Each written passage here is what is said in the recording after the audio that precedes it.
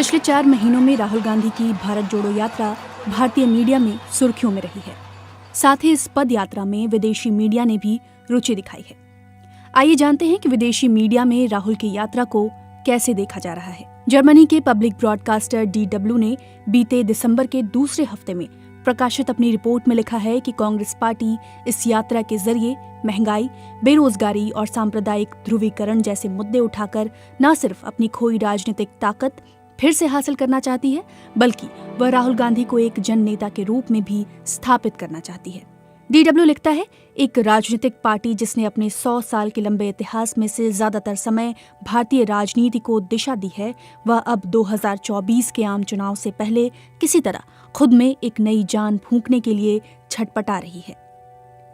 राजनीतिक विश्लेषक जोया हसन ने DW से कहा, कांग्रेस इस समय जिस संकट का सामना कर रही है उसकी वजह पार्टी की ओर से हिंदू राष्ट्रवाद का प्रभावशाली ढंग से सामना करने में विफल रहना है। यही नहीं, इसके लिए धार्मिक और जातीय ध्रुवीकरण के चलते सिकुड़ते मध्य मार्ग के साथ साथ व्यक्तिगत और सांगठनिक असफलताएं भी जिम्मेदार हैं।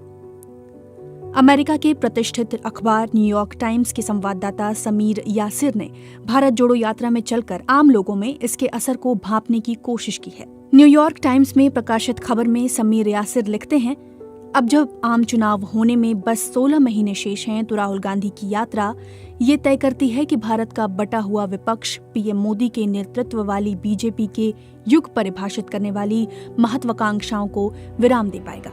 भारत में बहुदलीय लोकतंत्र का भविष्य अधर में लटका हुआ है। भारत के सबसे ताकतवर नेताओं में से एक नरेंद्र मोदी ने भारत की धर्मनिरपेक्ष नींव को एक नया स्वरूप दिया है, जो हिंदू समाज को तरजीह और मुस्लिमों समेत दूसरे अल्पसंख्यक समुदायों को हाशिए पर धकेलता है। पाकिस्तान के प्रतिष्ठित अखबार डॉन ने अपने एक लेख में कांग्रेस की भारत जोड़ो यात्रा और खड़गे की अपेक्षित सफलताओं को एक सूत्र में पिरोने की कोशिश की है।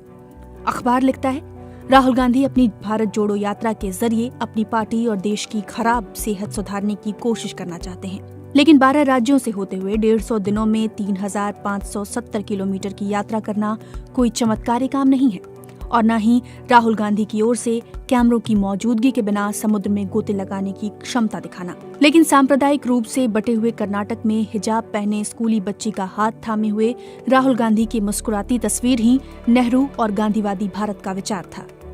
कांग्रेस अध्यक्ष के रूप में खड़गे का मूल काम BJP को हराना है, जो कि उन्होंने अपने पहले अध्यक्षीय भाषण में स्वीकार भी किया है। लेकिन उन्हें इस उद्देश्य की चुनावों में जीत से तुलना नहीं करनी चाहिए। खड़गे का काम इस यात्रा से मिली ऊर्जा के जरिए एक गठबंधन तैयार करना होगा, जिसका मूल मकसद BJP को हराना होना चाहिए। कांग्रेस इससे पहले कई मौकों पर भी हाथ आए मौके गंवाती दिखी है।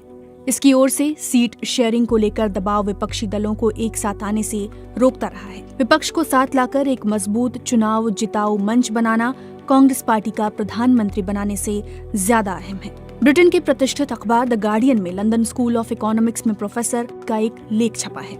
वो इस यात्रा के साथ चली थी। अखबार लिखता है, ये पूरा अभियान किसी अहिंसक सेना के विशाल सैन्य अभियान जैसा था।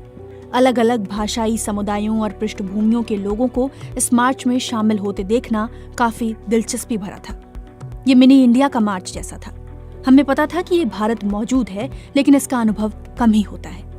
पुरानी मुलाकातों की तरह मैंने इस मार्च में चलते हुए भी राहुल गांधी को काफी विनम्र और तेज बुद्धि का शख्स पाया।